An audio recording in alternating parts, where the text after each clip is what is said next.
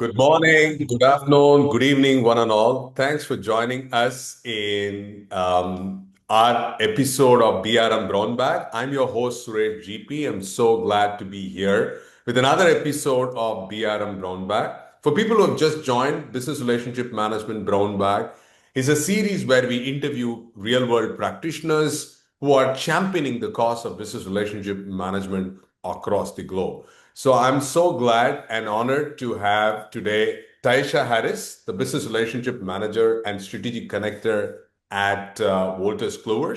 She's based in Georgia.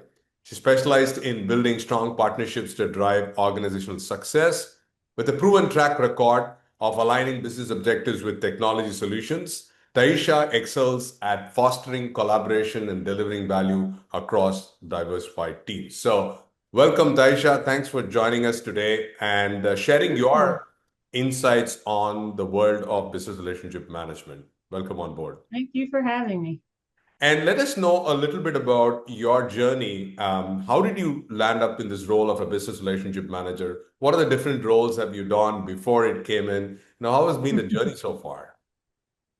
So I like to say that I've been a BRM since birth. Sure. Um, I feel like that's just my natural personality. It's Yeah. this natural tendency for me. But in terms of the official role, so I started Wolters Kluwer 23 years ago. It's almost Wow. 23 years ago. Wow. And I started on the business side. So Wolters Kluwer is made up of different divisions. So I started on the division side that handled corporate filings and legal documents. And I was a regional manager there for 9 years. And then I was so passionate about IT and how IT impacted the business that I went back to school actually and got my degree in IT. I got a degree in business systems analysis, and then I moved over to the technical division at Wolters Kluwer. And so I started from a business analyst and then moved my way up to director of application support, where I managed 40 applications, over 41 people globally. And throughout my tenure at Wolters Kluwer, I was always passionate about relationships and how those relationships would be impacted by the technology changes. And so I have a coworker of mine that she's a BRM, Mhm. and they had an open position. She came to me and she said, I feel like you would be great for this role. I feel like you're already a BRM because the role that I was in had so much to do with the relationships. Sure. So I said, you know what? Now that that opportunity presented itself, then I moved over. So I officially have been a BRM for a little over 2 years now. Awesome. Thanks, Taisha. So one of the areas of this episode that we're going to focus is on community of practice. And Yeah. this is very important because a lot of organizations have got BRM functions, they have BRM leaders, they have the different levels of BRM being tactical to strategic and operational. But in order to make this as a cultural change, you really need to build something called as a community of practice. So you've been kind of pioneering community of practice within WK. The question is, what was the genesis of community of practice? Why did you think that there was a need to build something of a community of practice within Wolters Kluwer? And how did it all start off? So within my first 3 months as a BRM, you're trying to understand the role, you're connecting with people. So I'm like, how do you engage with your partners? Right. What are you using? And I would talk to the different teams because our BRM teams are set up based on the divisions they support. Sure. So, so after speaking to all of them, I realized we all do something very different. Right. And there was no complete collaboration amongst all the BRMs. It was just this division would talk to this division, this one would talk to this one. And so I said, this can't be.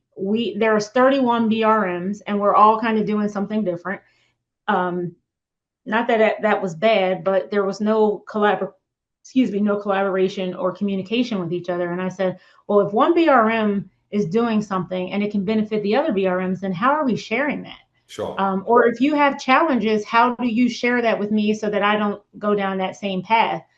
And they're like, we really don't have a way to do that right now. Like some people do it better than others.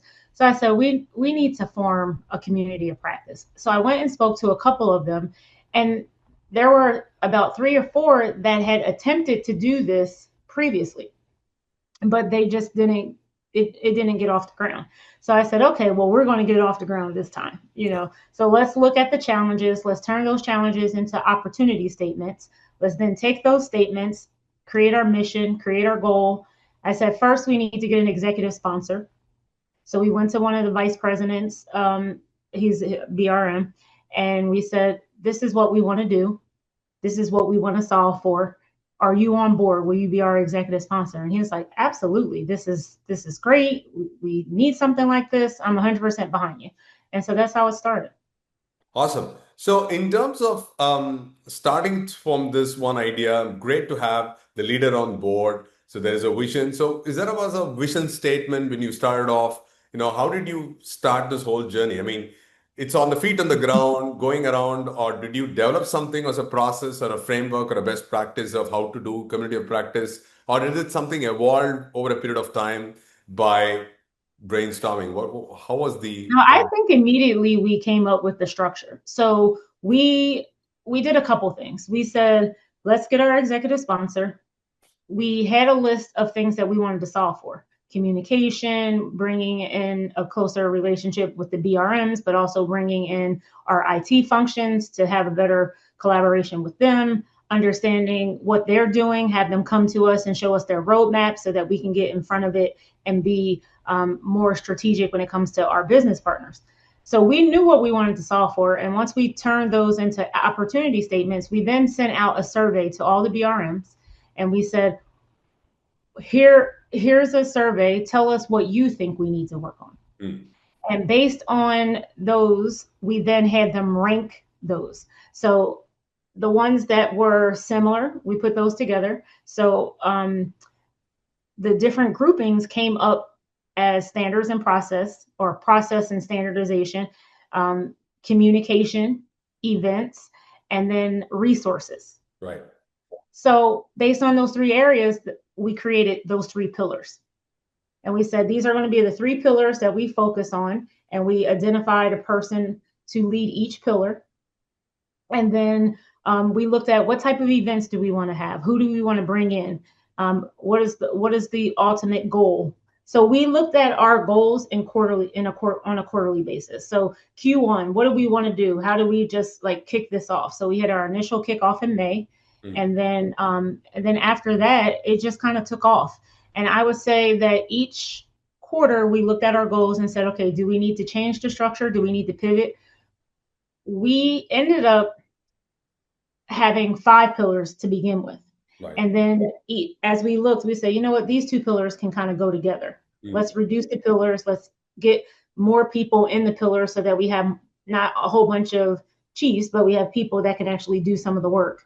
So that's how we came up with the structure. Now for standardization, we looked at, not all BRMs were even all called BRMs. Some were called program managers. So we said, well, first thing we need to do is like look at our identity. So we changed and made sure that, where we could, that the names are consistent. How do you reach out to us? We had distribution lists that had all different naming conventions. So that was a big piece because it was how people perceived us. So we changed our distribution list. We created one distribution list for all the BRMs. And then we created a Teams place for us to collaborate, a chat for us to share things, be engaged. So it really took off because once we started sharing, people wanted to continue. Yeah. And I would say the reason why it worked so well is because we all knew we needed it. Yeah. Right. No, everyone knew that there was a need for the COP, and so we embraced it. And it's interesting that you say about that. It started off with 5 and then you converge to 3 because again you start thinking about what makes the most sense, and small is even more focused in terms of what you talked about, events, communication, and the kind of standardization that you bring in. But how did you go about creating that awareness? Was it like called for people to come there and participate, and how did it how did it grow organically, or did you have a structured way to get more people on board? As you rightly said, not everybody is a BRM, but they might be doing different roles, but they still need to have business relationship management as a skill. So how did you identify people who could participate on that? Was it an open invitation for anybody to join the community of practice? Um, I would say so. We created an intake process. So we said, this is our COP. This is the purpose of it. If you have a project or you want to inform the BRMs about something. So think about this. If you're the IT function, you're sitting here having 5 or 6 different meetings with the various BRM teams. Sure. Now you're telling them they can come to one BRM team and talk to all 5 or 6 teams at one time. So we're saving them time. Right. So it's the with them, right? What's in it for me? If you show them the value and say, we're really not that different. You can have one call with all of us. Correct. So I think that was it from a business perspective. And they wanted the BRMs to hear about their project, how they're going to roll it out, and give the feedback because we know the customers better than they do. Yeah. Yeah. So I think that's how you got some of the business partners in. In terms of the events that we were doing, I'm very big on getting people's feedback and then incorporating it. So if Yeah. you ask people what they want and then you give it to them, why won't they show up? Correct. Absolutely. No, I think that's a great way to do it. And in terms of looking at your existing BRM function and the COP, was it like kind of more of complementing? Because did you see there's a little bit of a challenge around the BRM as a function towards COP, or were everybody within the BRM function part of the COP? How did you maneuver these two parts? Because at one end, you are serving your business partners, you have a responsibility in terms of engagement. But the other part is, taking time off to do the COP and then making it work. So how did it all go in tandem? So I would say for some people it was a challenge to do both, right? Mm. Because your customers come first. For me, it wasn't a challenge because I'm all in. I'm 100% in, and it's not that they weren't, but I had a different division. My division was the corporate division where they didn't have as many products as the other divisions. Mm. So I was 100% dedicated. So I would kind of cover where we needed to, but I would say that the BRMs that were involved, it was all of the BRMs that are in the COP. It's all 31 of us. But I would say the people that are pillar leads, they were very dedicated. There are people that sit on those pillars that, raise their hand and said, we want to help with this. So we didn't really have any resistance. It was just time sometimes, right? People will be traveling or they would have we could have a DR call or we can have a outage, and then we're all on that call, and then that comes first over the COP. But I don't think we ever canceled anything that was important. We may have just moved things out. Sure, sure. No, Because that we makes understand sense. the importance of it. Yeah, that makes sense. So in terms of any challenges that you started off with initially, and how did you overcome those challenges? And when as we start to get through this, it takes a lot of time to build the momentum. So were there any kind of hiccups initially when you started off that did not go off well? Because everybody is trying to navigate through this whole maze for the first time. How did any thoughts on challenges, I would hiccups? say attendance at the beginning for our events was a little challenging. So you can get like 13 people on a call out of the 31. And if you're bringing people in from the outside, you want to have full participation. So I went to the executive sponsor and I say, some of your peers, I know you guys are very busy as VPs, but I need you guys to show up too, because if you show up, then your team is going to show up. Correct. And so that's what happened. And so Right. when they showed up, and it's not every call, but it's the ones that really count. Correct. So I think participation was a challenge at the beginning. Also, when we had 5 pillars, there was some like duplication, so then we merged them. But for the most part, I don't think that we really struggled with what we wanted to do, and there wasn't a lack of support. The only thing that gets in our way in the COP is time, our Mm. time commitment to our customer. Correct. But that's why it helps having a pillar with multiple people on the pillar, because even if someone can't attend, if you have a quorum, you can still move things forward. Yeah, and that's why it has to be done. It cannot be person dependent. It has to be like the spirit in Hmm. which people are going to conduct around. So, looking at the Right. COP, what do you think is going to be the next 2 to 3 years, 1 to 2 years that you look at building from a momentum perspective and socializing a little bit more? What does it look like for the COP for the next 1 to 2 years? So we just did our goals for Q1, Hmm. and we had our official kickoff. So I can tell you what it looks like for us is more IT function participation, Hmm. um, having more of our IT functions come in. So we have some scheduled to do the roadmap. There's a lot around AI. So the AI governance, AI, and how the various AIs can help our customers. So we have AI governance that's a part of our one of our technology divisions. They are handling like AI agents and things like that for our customers.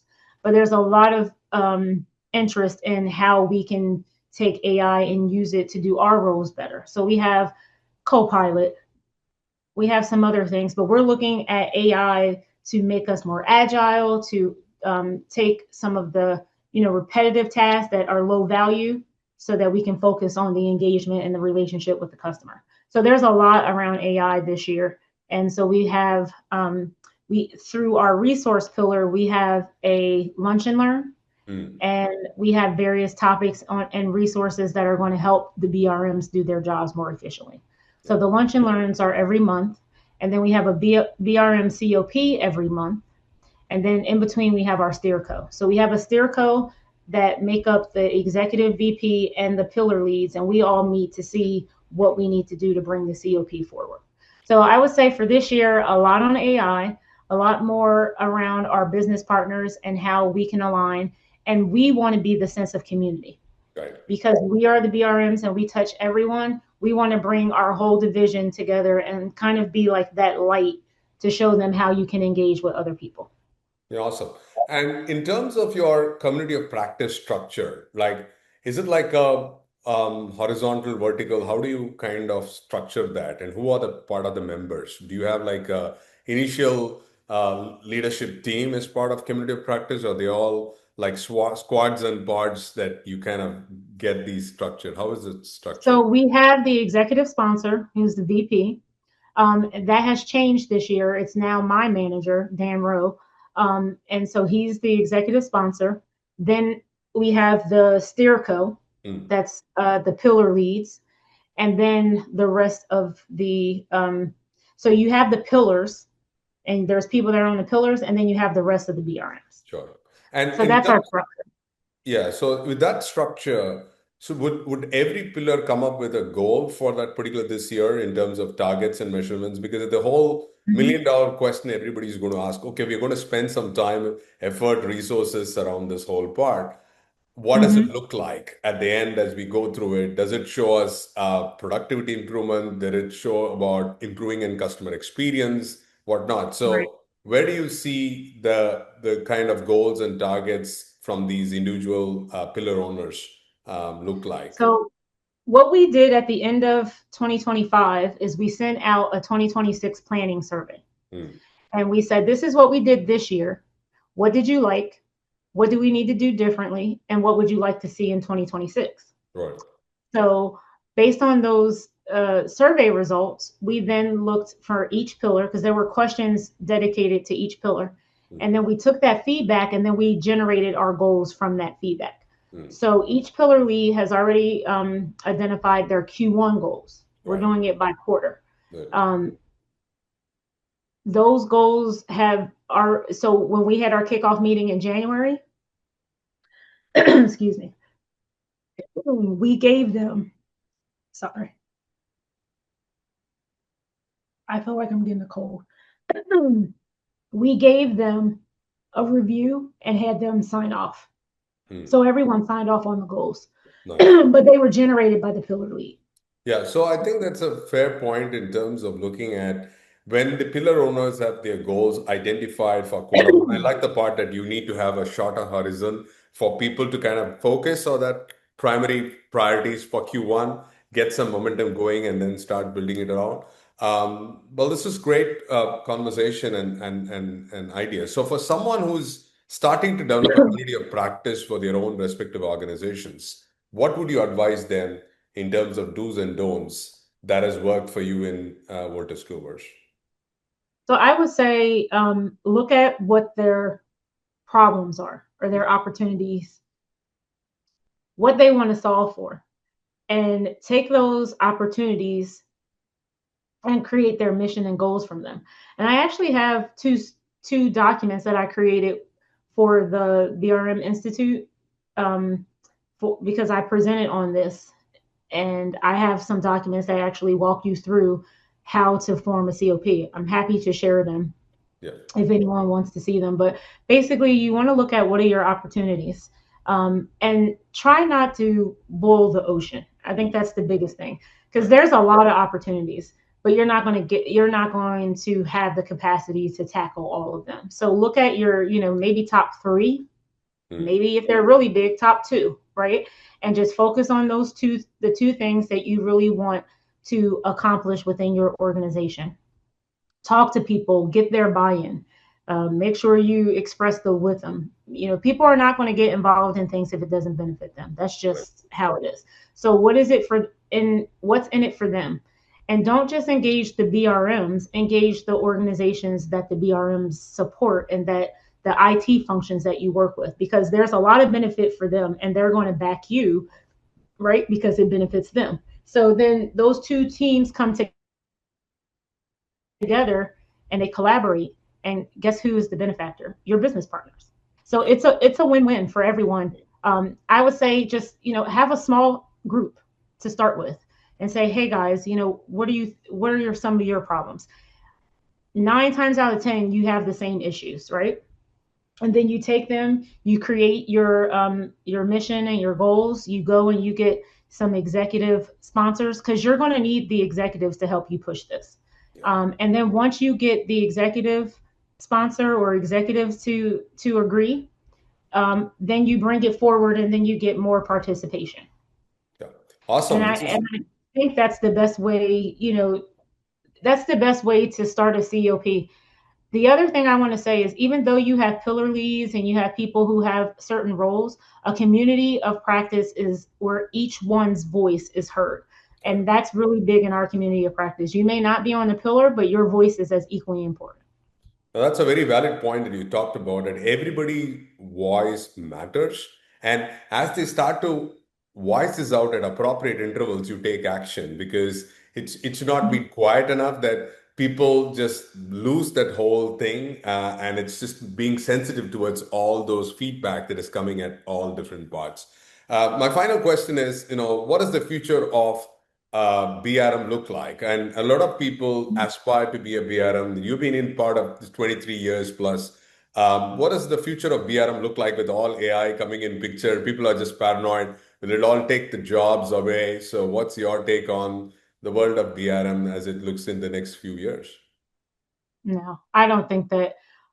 At least I don't fear for my role because of AI, right? Right. Because if you think that AI is going to replace what you're doing, then you're not a relationship manager, Sure. right? Sure.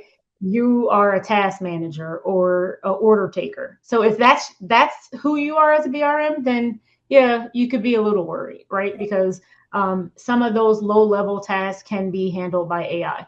But if you're truly strategic, if you're truly working with your business partner and creating those relationships, AI is not going to take your job. In fact, it'll give you more opportunities to work with your business partners because they want to leverage it, Yeah. and you would be the conduit between the IT side and them to help them. And I've been doing that lately with our customers, helping them with agentic AI and helping them look at the positions that they have on their team and what could be done by AI. So I think if you're truly bringing in the value of a true BRM, you have nothing to worry about. Yeah. No, awesome. That summarizes perfectly about how much you need to think about strategic and relationship building, because at the end of the day, we are all social animals. We need to feel that presence and support and Mhm. love to what we do. Thank you so much, Tyeasha, for sharing your pearls of wisdom today as part of the community of practice in the BRM. I'm sure our viewers will stand to gain a lot from your wisdom, and I Thank look you. forward to seeing you in our next BRM Connect. this year at Denver, Colorado, September 21 to 23. So it'll be an awesome conference as well. Look forward to it. Thank you, Suresh. Thanks, Have a good everyone. day, everyone.